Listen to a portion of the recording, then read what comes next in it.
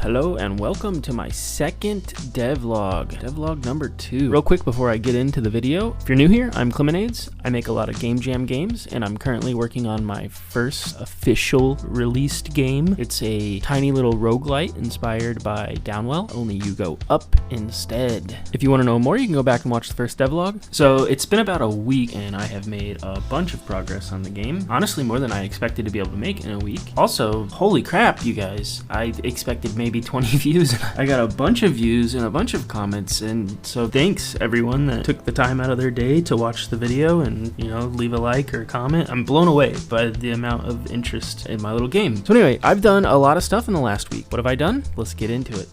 Okay, so first of all, we added 3 new enemies. Let's talk about the first one real quick, which is Wormy Boy, the guy I just smashed. Now, Wormy Boy just goes back and forth, and if he hits you, you take damage, and then that's really it. He's super basic, but you always need a worm in the game, right? Like, who doesn't have a worm? And then enemy number 2 is Spiky Boy. Spiky Boy at the current moment is the same as Wormy Boy, except you can't jump on him at all. You're gonna have to take him out with your gun. I'm going to eventually make him climb around all 4 sides of the platforms that he's on, but I haven't bothered with that yet. He's good enough just going back and forth for now. And then the last enemy is Planty Boy. He fires seeds out of his mouth, and if they hit you, they hurt. I did this cool little effect when they hit the wall where they split into, I guess, leaves, I don't know, and then fall to the ground. I think it looks pretty cool, so I'm fairly happy with that. So yeah, that's another enemy. That's our 3 new enemies. We've got a little Wormy Boy, Spiky Boy, and Plant Boy. And of course, we still have the bats.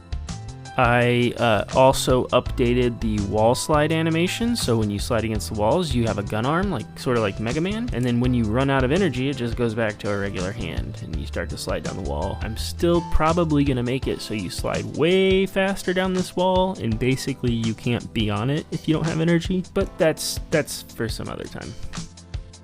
I updated the UI for displaying the player's health and their energy. I think it looks a lot cleaner. I like the effect on when they get hit. It's nice and simple. I also added a player taking damage effect. That wasn't in the game before, so when the player gets hit by something, he flashes yellow and white, and then he's invincible for a little bit after that. For like maybe half a second, you can't get hurt. See it right here? I'm invincible for just a little bit so that I can take damage. I think I'll have a power-up that makes you invincible for even longer, but I haven't got to that yet. What else?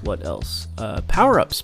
Power-ups is the next thing we should definitely talk about. I have 3 currently in the game and a few ideas for some more, but I'll show you the power-ups I've got right now. Obviously, these icons are placeholder. They'll look a lot better, but it'll be a lot like Downwell, where once you clear the first room, you'll get to pick from 1 of 3 power-ups, and then there'll also be shops where you can buy additional power-ups and maybe health, maybe being able to hang out, slide up the rails longer, that kind of stuff. The first one we'll do is this one right here. Maybe you can guess what it is. It's got an aimer and a bullet. It's auto aim, so your bullets will go towards the closest enemy to you and aim right at them. I think this one's great. Definitely helps with taking out sort of the plants and spikes and the more difficult enemies to deal with, and you can farm a lot more gold when you're able to hit all the enemies, because the basic gun, it doesn't take out most enemies right away, so I think this is a pretty solid upgrade. It makes dealing with these plant guys a lot easier. I'm gonna charge up some shots and we'll take him out. Pop, pop, pop, pop, pop. Yeah, the auto aim is pretty cool. Might be OP. You'll have to tell me if you guys think it's OP, if I should balance it at all. Although I kind of want you to feel pretty powerful in this game, so I don't know, I might leave it. I think it's pretty sweet.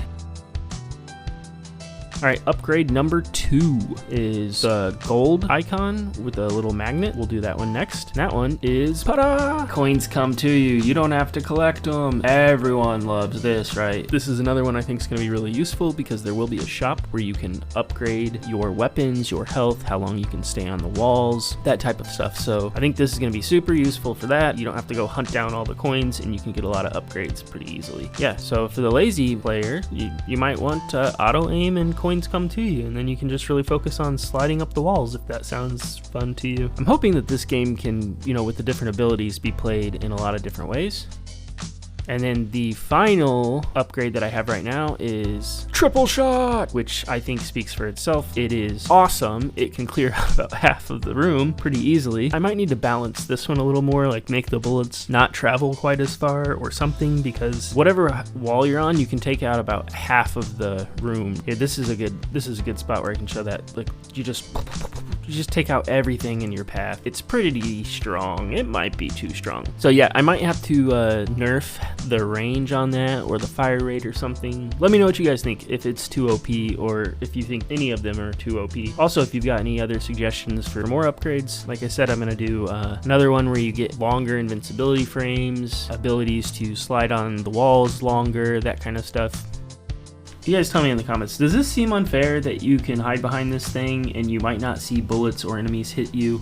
Same problem I'm having with the worms and stuff, with the bats specifically, is that I think it helps the immersion when the rocks are in front of the enemies, like you can see on that worm, but there are times where the bat will completely disappear behind the rock as he's flying towards you, and you might take damage without really being able to see it, which I don't think is that fair to the player. Maybe I'll do an outline or something when he's behind it, but I haven't really figured out what to do about that. Let me know if you got any ideas. I actually might be able to show you what I mean about the bat here. So check this out. So I can't see this bat, but he's definitely still coming. See, and that would have been unfair to the player.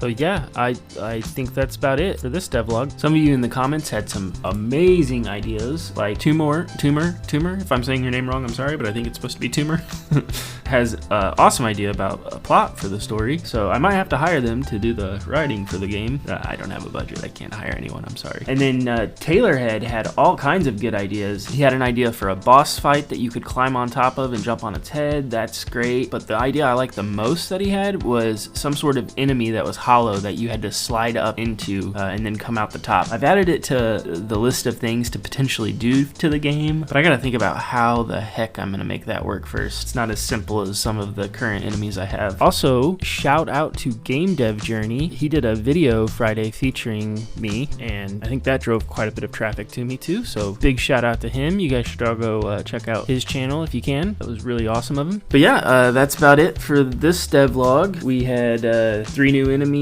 cleaned up the UI, added some power-ups, a new arm animation when we're shooting along the walls. I'm pretty happy with the progress this week. In the next one, I think I'm gonna focus on progression, so at least being able to clear the first room and get a power-up and go to the next room, and I'm going to work on shops that should randomly also appear at some point in the level where you can buy things with your gold. So yeah, once again, I'm just blown away by the amount of support that I got off this. I really expected like 20 people to watch, maybe, and you guys blew me away. I don't think I would have had the motivation to do as much this week as I did if people weren't hyping me up about the game. So yeah, thanks everyone. Thanks for watching. Until next time, peace.